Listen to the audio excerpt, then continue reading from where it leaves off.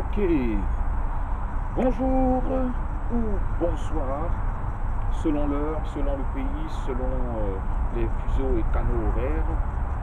C'est une autre émission encore que je fais aujourd'hui, toujours sur le sujet du cœur. Alors, comme d'habitude, je vous distille quelques passages, quelques versets tirés de la Bible, des différents livres. Et aujourd'hui, j'ai noté des passages très très édifiants. Ils se situent dans le livre de Exode.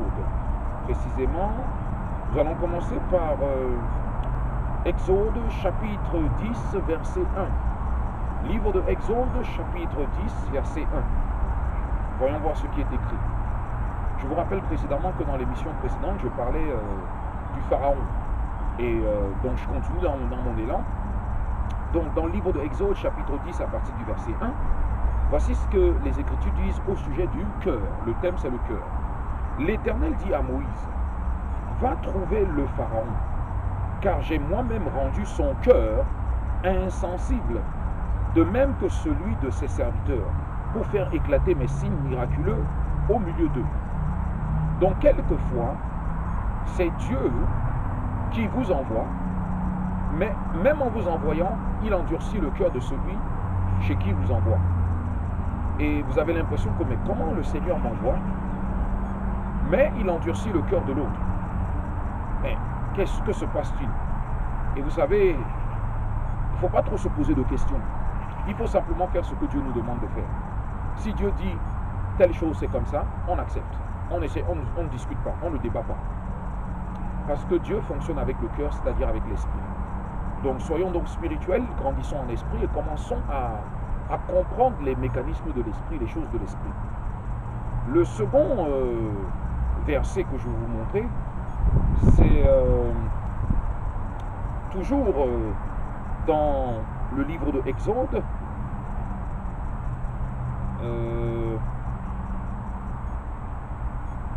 Mais cette fois-ci, c'est Exode chapitre 10, verset 21.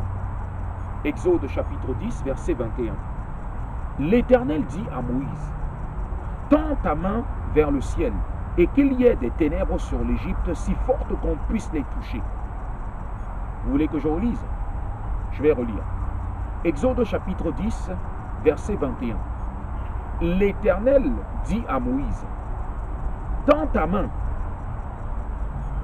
vers le ciel, et qu'il y ait des ténèbres sur l'Égypte, si fortes qu'on puisse les toucher, qu'il y ait de la pénombre, si forte que cette pénombre soit en plein jour, touchable, palpable.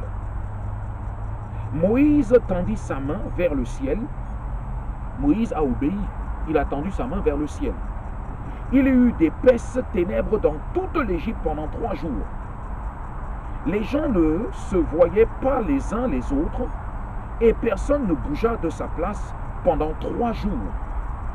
En revanche, écoutez bien, il y avait de la lumière partout où habitaient les Israélites. Vous voyez donc que ça confirme que les Israélites sont le peuple de Dieu. Dans le camp des Israélites, dans le camp des justes, il y avait de la lumière.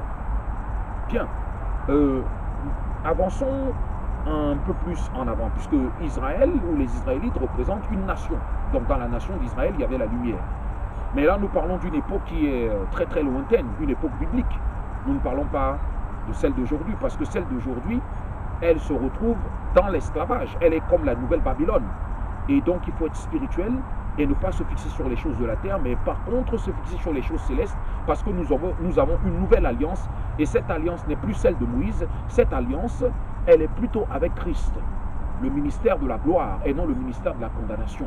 Mais cela étant juste par édification, juste pour besoin d'édification, nous lisons les Anciens Testaments pour comprendre certaines choses qui concernent l'esprit, c'est-à-dire le cœur.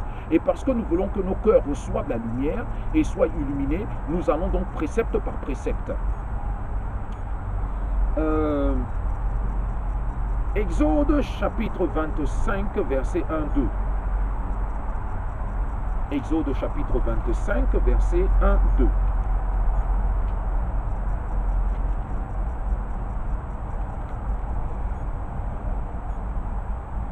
Exode chapitre 25, verset 1-2, l'Éternel dit à Moïse, ordonne aux Israélites, à ceux qui sont dans la lumière, aux justes, à mon peuple, de m'apporter une offrande.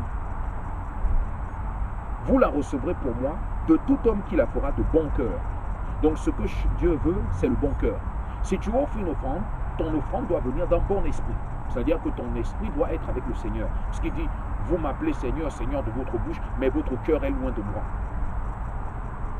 Donc ce qu'il veut, c'est la bonté de cœur, la générosité. Dieu n'est pas un mendiant, mais c'est un exercice spirituel. Bien, nous avançons. Il n'a même pas besoin de ça, parce que dans le Nouveau Testament, il explique que qu'est-ce qu'un homme peut donner à Dieu qui n'est pas. Donc quand il dit une telle chose, c'est un exercice spirituel. C'est pour entraîner notre esprit, pour entraîner notre cœur, afin que nous grandissions. Il ne faut pas penser que ça y est, Dieu veut nous escroquer. Dieu ne peut pas, Dieu n'a pas besoin d'escroquer sa créature, c'est lui le créateur, toutes choses lui appartiennent. Il dit même dans les évangiles que s'il avait faim, il ne te le dirait pas. C'est ce qu'il expliquait à Job. Bon bref, nous continuons. Livre des Proverbes, Proverbes chapitre 2, à partir du verset 1, 2, 3, 4. Proverbes chapitre 2, livre des Proverbes. Un instant, le temps que je trouve la bonne page. Voilà, livre des Proverbes.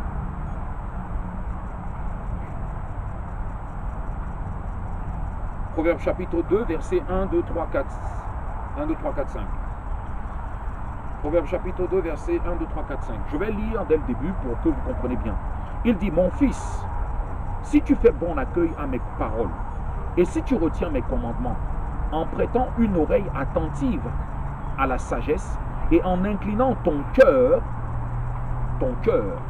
à l'intelligence. Ceci, c'est de l'intelligence, c'est la parole de Dieu. Oui, si tu appelles la sagesse, et si tu élèves ta voix vers l'intelligence, si tu la cherches comme l'argent. Vous savez, on cherche l'argent. Mais Dieu nous dit ici, on doit chercher la parole de Dieu, on doit chercher l'intelligence comme on cherche l'argent. Et moi, c'est ce que je fais. Voilà. Il dit, si tu la cherches comme l'argent, si tu la poursuis comme un trésor, alors tu comprendras ce qu'est la crainte de l'Éternel et tu trouveras la connaissance de Dieu. En effet, c'est l'Éternel qui donne la sagesse. C'est de sa bouche que sortent la connaissance et l'intelligence.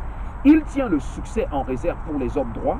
Il est un bouclier pour ceux qui marchent dans l'intégrité. Il protège ainsi les sentiers de l'équité et il veille sur le chemin de ses fidèles.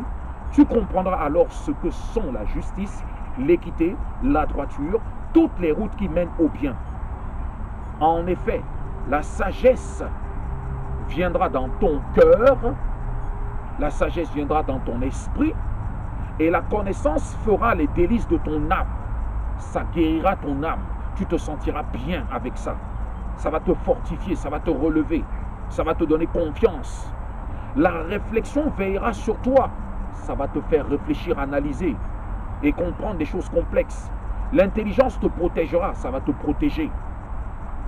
Ainsi tu seras délivré de la voie du mal, de l'homme qui tient des discours pervers, de ceux qui abandonnent les sentiers de la droiture pour marcher dans des chemins ténébreux, qui éprouvent de la joie à faire le mal, qui mettent leur plaisir dans la perversité, qui suivent les sentiers tortueux et des routes pleines de détours.